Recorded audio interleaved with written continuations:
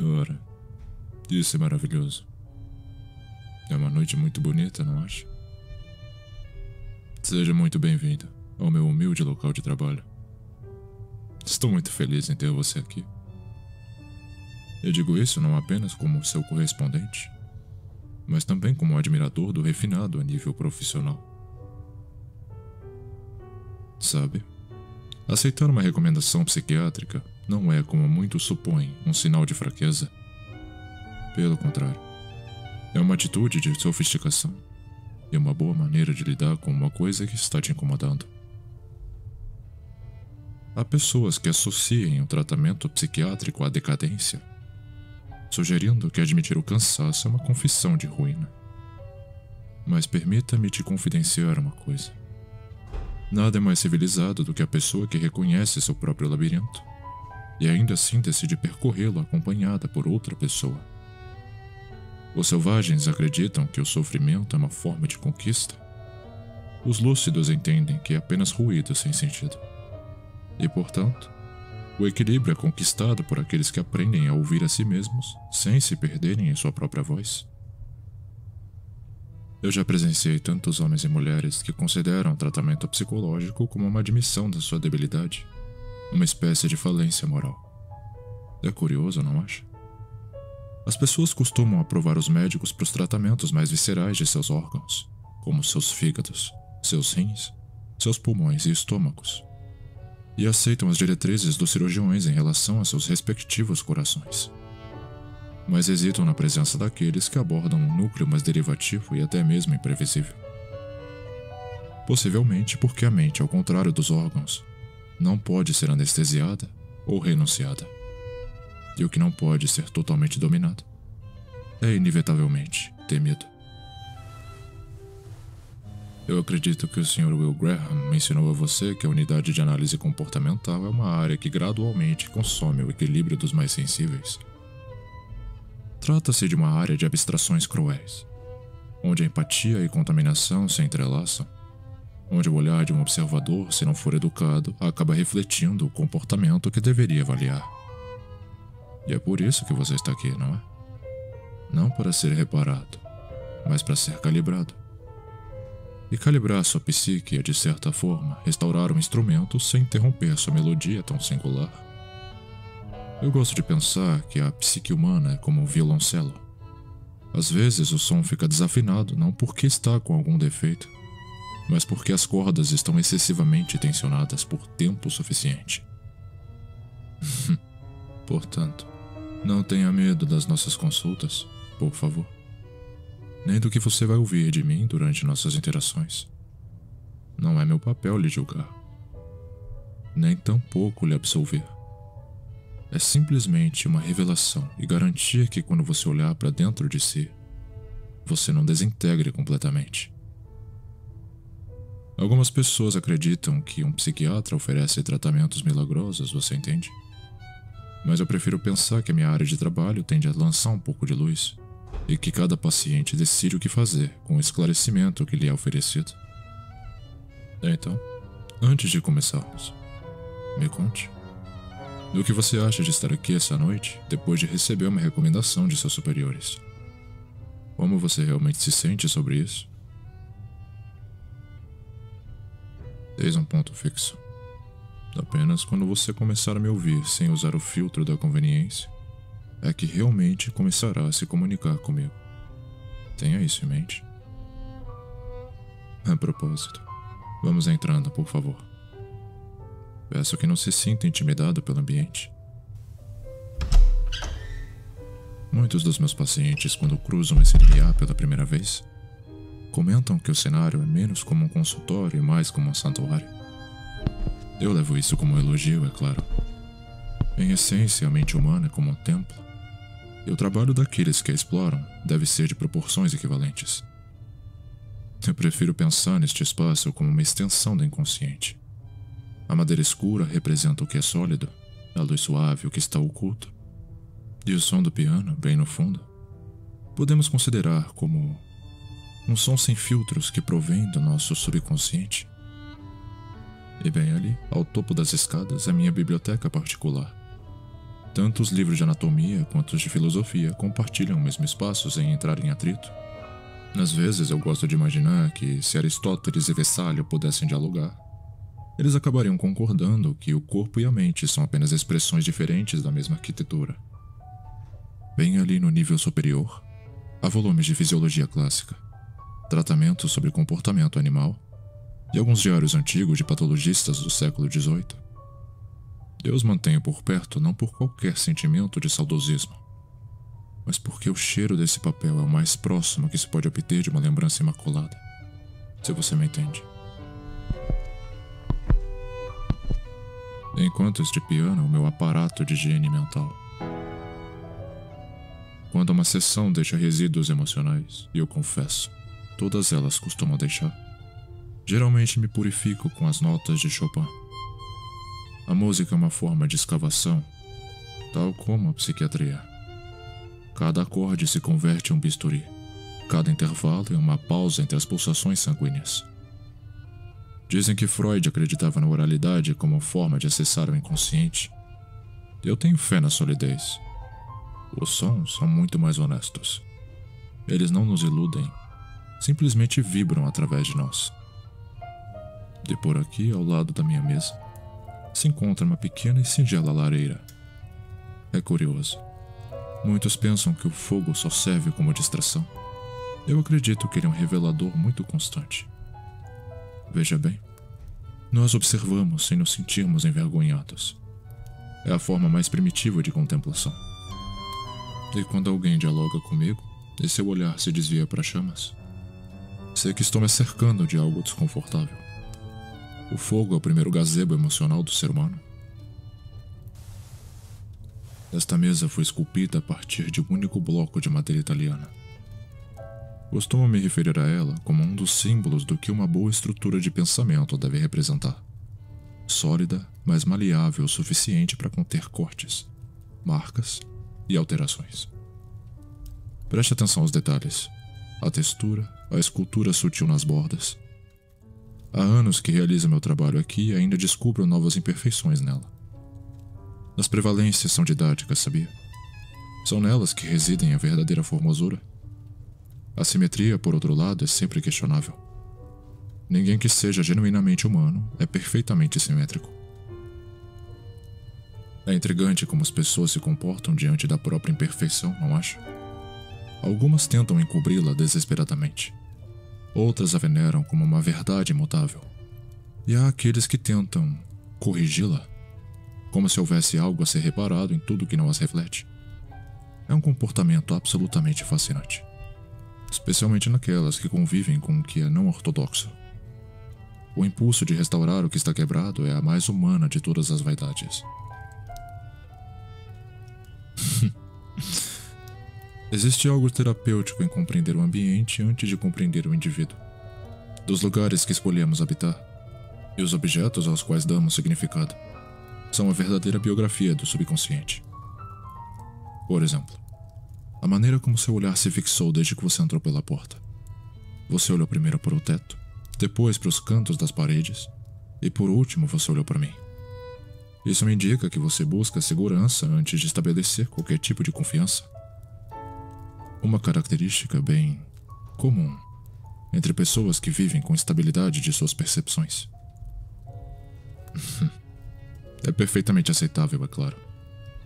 Você opera em um ambiente onde a dúvida é sua única companheira constante. Consideraria que é o mesmo estado de suspensão em que muitos de meus pacientes que compartilham diárias similares estão vivendo no momento. Caso não tivessem tido o bom senso de se consultarem com um profissional, já teriam se tornado reféns de suas próprias inferências. A dúvida, se não for controlada, transforma-se num tipo peculiar de delírio. Um delírio lúcido sustentado pela autoilusão de compreender excessivamente o mundo. A mente analítica, quando ferida, sangra através de suas próprias perguntas. Me entende? E é por isso que as sessões que teremos daqui em diante não se limitarão apenas a aliviar suas tensões a curto prazo, Meu foco será que elas deverão te ajudar a aprender a se observar com a mesma precisão cirúrgica que você aplica aos corpos das suas vítimas examinadas. Cada mente é uma autópsia em progresso. O que muda é se o paciente está ciente de estar sendo dissecado.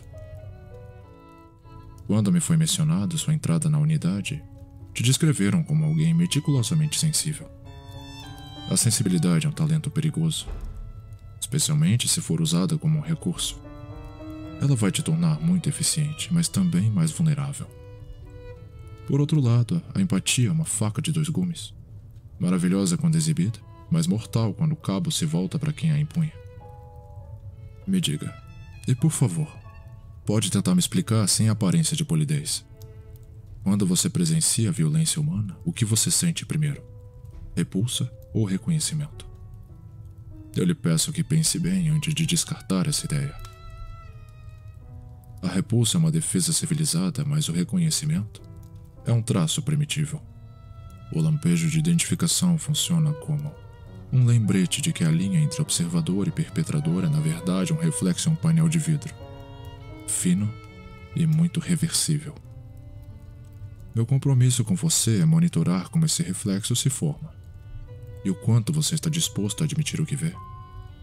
Não se trata de expor qualquer segredo que o circunde, mas de compreender suas próprias proporções.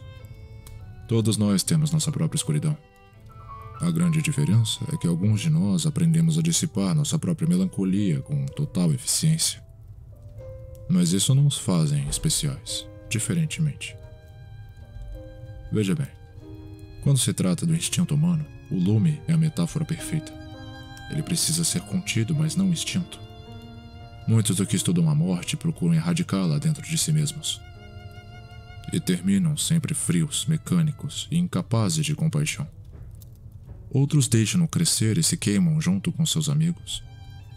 O equilíbrio está em manter o braseiro sob a tampa, o suficiente para ferver, mas não para ser consumido até a morte. Minha sugestão é que você precisa aprender a escaldar seu próprio medo, meu caro. O transforme em algo digerível. Caso contrário, ele apodrecerá por dentro. E aquilo que chamam de trauma é geralmente um caso de indigestão psíquica. O eu e eu concordamos em algo essencial sobre seu futuro. Você possui um tipo de curiosidade refinada, um tipo requintado de inquietação. Um interesse que não busca apenas compreender assassinos, mas senti-los. Eu peço que não se culpe por isso. Os melhores investigadores são inevitavelmente aqueles que compartilham um fragmento da estrutura daquilo que caçam. Não iremos analisar traumas passados ou fobias latentes. Eu quero examinar a forma como o desconforto se instala no seu corpo.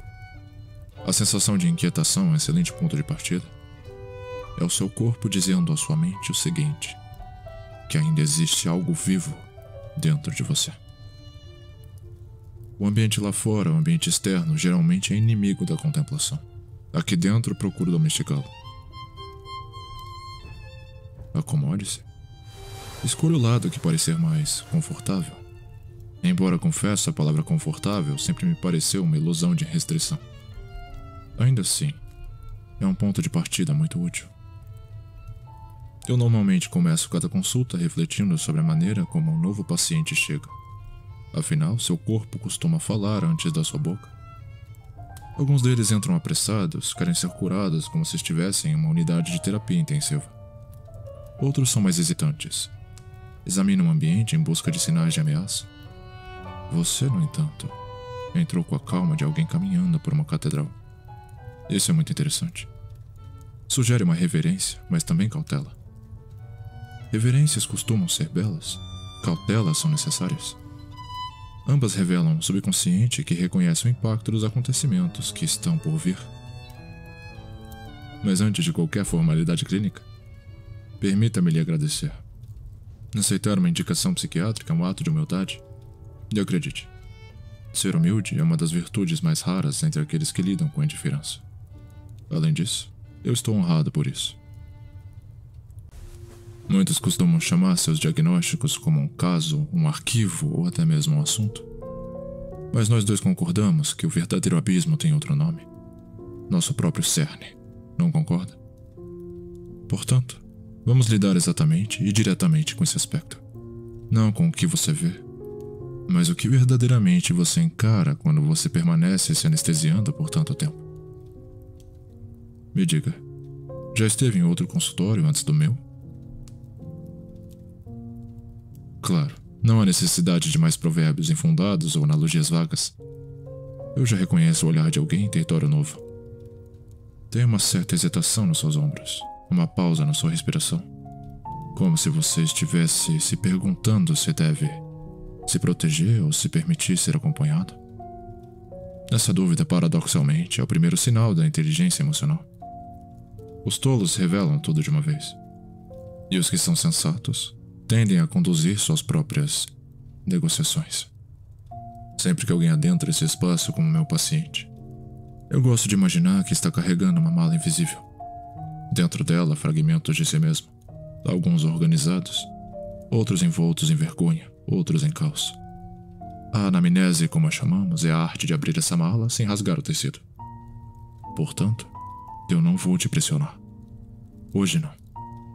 Eu só quero entender o ritmo do seu cérebro. Se ele flui como um rio ou recua como a maré. Normalmente começo com perguntas simples, que quase sempre são respondidas com mentiras educadas. Mas não se preocupe com isso. Mentiras também são muito informativas. Revelam o que alguém gostaria de ser, não o que é. Por exemplo, quando eu pergunto como você tem dormido, a resposta comum é bem, usual. No entanto, o corpo humano é um péssimo enganador. Quem dorme bem não fica olhando para o relógio. Quem dorme bem não suspira antes de responder. Eu tendo a não escutar apenas as palavras. Eu escuto as correntes de ar entre as expressões verbais. E quanto ao apetite, outra platitude pode-se dizer. Mas há uma linha tênue entre aqueles que comem por fome e aqueles que comem por necessidade de indulgência. Alguns de meus pacientes perdem o apetite quando perdem o propósito. Outros exageram, são hiperbólicos, tentando provar a si mesmos que ainda sentem prazer. É fascinante como o corpo, mesmo sem a intenção, se torna cúmplice da mente. Quando alguém se alimenta com culpa, a mastigação fica mais lenta. E se estiver fingindo ter razão, a deglutição fica mais acelerada. Eis um ponto sobre mim. Eu de fato aprecio o vinho após as sessões. Requer contemplação. Nenhum gole é idêntico ao outro, e o sabor muda de acordo com a temperatura do ar, muito parecido com a psique humana. Quando analiso alguém pela primeira vez, eu gosto de me perguntar o que o enriqueceu. Alguns são vinhos jovens, ainda amargos, ácidos, vibrantes. Outros são reservas antigas, com o peso do tempo e a graça da lenta decomposição. Você sabe o que diferencia um bom psiquiatra de um observador comum? O primeiro nunca procura soluções, ele procura coerência. Respostas padrões tendem a ser superficiais. Coerências são estruturais. Eu não vou te perguntar sobre o que você tem medo. Eu prefiro fazer a seguinte pergunta: como seu medo se manifesta quando ninguém está observando você? Isso é onde reside a autêntica essência do problema. Não tenha medo do que será dito aqui. Tudo o que for declarado permanecerá entre essas paredes, entre estas aberturas. A confiança é a única forma de intimidade que não precisa de toque. E eu te garanto, sei muito bem como preservar o que me é confiado. Agora, vamos avançar lentamente, sim? Através do que o trouxe até aqui e do que o impede de partir na primeira oportunidade que surgir. O que o está prendendo em seu interior? Não precisa reagir em voz alta. A mente, quando confrontada, prefere sussurrar a falar. Me diga, mesmo que seja apenas para si, nesta sala, você tem mais medo de ser compreendido? Ou tem medo de não ser compreendido de forma alguma? Já ouviu falar da experiência da maçã partida ao meio? São duas partes idênticas, deixadas sobre uma superfície de mármore. Uma delas recebe insultos diários, a outra elogios. É uma espécie de contrastação diversa. Após algumas semanas, a primeira maçã apodrece mais facilmente. É claro que alguns diriam que isso é superstição, outros que é pseudociência. Mas eu diria que é puramente artístico. A forma da mente humana é em si igual a essa maçã. E tudo que é sussurrado a ela, mesmo que de forma velada, molda sua própria decomposição. Vejo que sua respiração se ajustou ao ritmo da sala. Isso é muito bom. Sua mente responde mais ao ambiente do que às verbalizações. E o seu corpo, por mais disciplinado que seja, se entrega a uma atmosfera que lhe é compreensível. É bem peculiar, não acha? A maioria das pessoas acredita que a dominância é uma forma de força, quando na realidade é apenas uma consequência condicionada da sua vulnerabilidade. Gostaria que você tentasse algo comigo. Nada invasivo, eu te garanto. Feche seus olhos. Ou, se preferir, mantenha um deles abertos. Mas desfoque seu olhar. Respire profundamente e escolha um som específico do ambiente. Pode ser o tic-tac do relógio, o crepitar do fogo, o murmúrio distante da música. Apenas um som. Agora imagine que esse som é o único vestígio da realidade que resta. Todo o restante já não existe mais. Não há nomes, passados, funções ou instâncias. Apenas esse som. Então pergunte a si mesmo: quem está observando o som, se não há mais ninguém? Não se assuste com o vazio. O vazio é frequentemente o primeiro lugar onde o pensamento é purificado, mas também é onde os instintos são revelados. E aqui, eu confesso, estou começando a achar você bem fascinante. Você tem uma estrutura dentro de você que é incomum. Não é propriamente o medo que lhe molda, muito menos a bajulação. É uma referência mais pragmática. Eu diria que é o olhar de alguém tentando entender quem é seu próprio predador, enquanto mantém distância suficiente para não ser devastado. Mas acredite em mim, é uma distância ilusória, porque o ato de compreensão já é uma forma de contaminação. E para entender um demônio, você precisa respirar o mesmo ar. Sabe? Às vezes eu me pergunto se a vocação para análise comportamental não é no fundo um instinto canibal. Os perfiladores, e eu me incluo, de certa forma, devoram fragmentos da humanidade das outras pessoas e os reorganizam dentro de si mesmos para formar um retrato coerente. Uma espécie de digestão simbólica. Alguns chamariam isso de empatia. Eu prefiro particularmente o termo assimilação. Não se preocupe. Não estou apenas sendo mórbido. Estou falando com total sinceridade. Porque, veja bem, você não é uma pessoa comum. Eu fui informado sobre a sua precisão, da sua perspicácia. Ter ambição é uma qualidade quase extinta, mas é perigoso quando você não tem uma estrutura emocional estável. É uma tocha que, se mal direcionada, consome o intelecto que tenta alimentá-la. Me diga, pode responder em pensamento por enquanto. O que você sente quando se depara com sangue? Não estou me referindo à repulsa ou nervosismo momentâneo. Estou me referindo ao que vem imediatamente depois. O momento em que o medo desaparece e a sua percepção se intensifica quando coloca o manto do seu emprego. Existe uma sensação de satisfação, não é? Uma alegria de lucidez. Como se, diante disso tudo, o mundo finalmente fizesse sentido. Não se sinta envergonhado.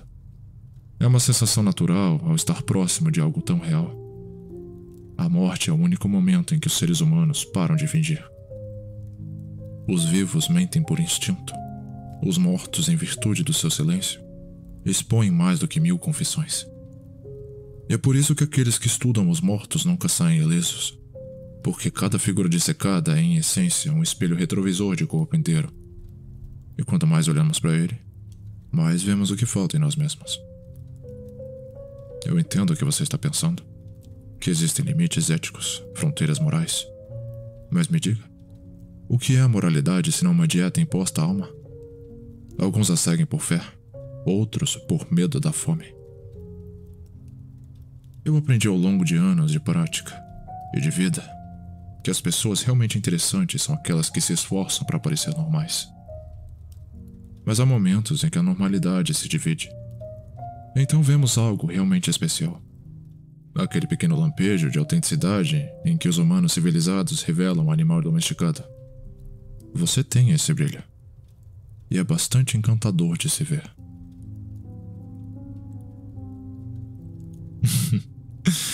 Tudo bem. Por agora é suficiente.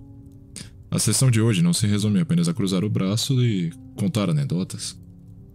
Trata-se de permitir que o equilíbrio do seu próprio equilíbrio se revele por si só. Respire novamente, sim? Observe a labareda. E repita para si mesmo, sem pressa. Eu não tenho medo de ser compreendido. Repita isso silenciosamente até realmente passar a acreditar nisso.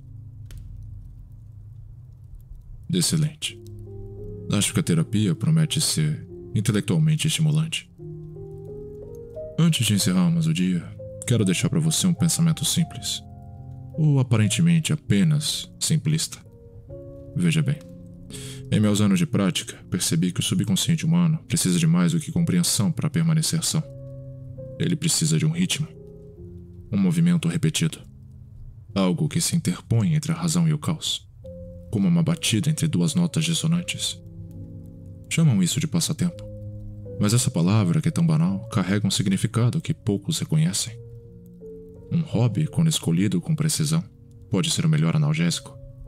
Na verdade, ele não é uma cura, muito menos um corretivo. Ele simplesmente entorpece o ruído interno o suficiente para que o pensamento possa respirar novamente. Alguns escolhem a jardinagem, outros a música, outros ainda a preparação meticulosa de uma refeição. A mente ansiosa precisa de um modus operandi ritualístico, algo que restaure a sensação de realização sem a rigidez do dever. Um exemplo. Preparar uma refeição é a forma mais sublime de meditação ativa. Requer atenção, paciência, precisão e uma reverência silenciosa pelos elementos. Ao cortar, temperar, reduzir, provar, estamos na verdade organizando nosso próprio inconsciente. A gastronomia é o ambiente perfeito para a biologia e o espírito poderem se encontrar. Acho que você se beneficiaria de um hobby como esse. Algo que envolva os sentidos, não apenas seu intelecto. Talvez uma prática que una movimento com pensamento, método com arte. Isso porque toda mente que permeia pela observação precisa, de tempos em tempos, mergulhar na criação. Caso contrário, ela se torna como uma janela esquecida. Se mostrará ao mundo, mas não participará dele. Eu, por exemplo, encontro grande prazer na gastronomia. Não somente pelo sabor propriamente dito, mas pela ordem que o processo impõe. É um ato de precisão e delicadeza, mas também de prazer desenfreado. Selecionar ingredientes meticulosamente, harmonizar contrastes diferentes, transformar o cru em algo digno. Existe um simbolismo nisso que transcende a mera refeição. Cozinhar é, em certo sentido, uma forma civilizada de exercer maestria sobre o que é efêmero. Mencionei esses elementos porque percebi que você tem uma mente inquieta. A inquietação, quando não canalizada, torna-se corrosiva, mas se bem administrada, torna-se uma espécie de alquimia. Transforma o medo em concentração, a dúvida em estética. É por isso que eu gostaria de te propor uma coisa. Ficaria honrado se você se juntasse a mim para jantar algum dia. Nada muito clínico, nem nada muito grandioso. Apenas uma refeição entre dois apreciadores de detalhes refinados. Acredito que socializar fora desse ambiente pode vir a revelar facetas da sua mente que a análise por si só não consegue alcançar. Além disso, será uma oportunidade para exploração, de uma forma mais sensorial, o que discutimos hoje. Os sabores, as texturas, a quietude entre as ações. Tudo que virá a acalmar seu intelecto, sem desligá-lo. Pense nisso como uma continuação do nosso exercício de empatia, mas dessa vez a empatia será sentida com seu paladar, com o clima e com seu próprio instinto. Por favor, me envie uma mensagem quando se sentir confortável. Afinal, o apetite é uma das formas mais sinceras de confiança. Eu só preciso lhe avisar sobre uma coisa, está bem? Nada do que sirvo é verdadeiramente vegetariano.